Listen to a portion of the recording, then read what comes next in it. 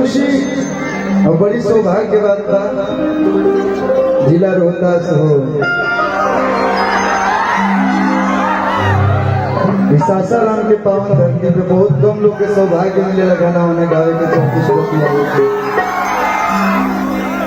बगले हमारे घर पड़ी बक्सर जिला कहीं जाए ना तो सासाराम पीछे होके जाए बनारस जा चाहे रांची जाए सासाराम हिलिए के जाए के जाए जब भी सासाराम में ना बड़ी आप लोग के प्यार आशीर्वाद मिलेला।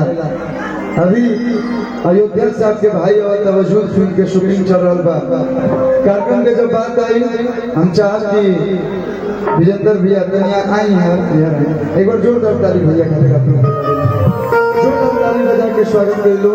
यहाँ के सौजन्य से यहाँ के सौभाग्य से हमने के विजय यादव जी से मुलाकात भेला जे मंच पर मिलवा बन जाए तो सबसे बड़ा सौभाग्य है। हमने के कार्यक्रम के अगुआ रहुए बने तो दोनों हाथ उठा के ताली बजा के यहाँ के स्वागत कर लो। लोग घर के यहाँ के बने जितना तारीफ करो कम हुई। बचपन से लेके अभी तक हमें गानों बोले बने कि बचपन का प्यार मेरा 55 तक चलेगा, लेकिन 55 तक नहीं जीवन भर आपका साथ बना रहे। आशीर्वाद बना दिलीप सिन्हा जी आए हैं एक बार आइए एक बार जोरदार ताली हो खातिर बोले ये लोग गार्जियन हम लोग ये लोग के आशीर्वाद से लेके जी न रखेंगे। मुन्ना मोहित जी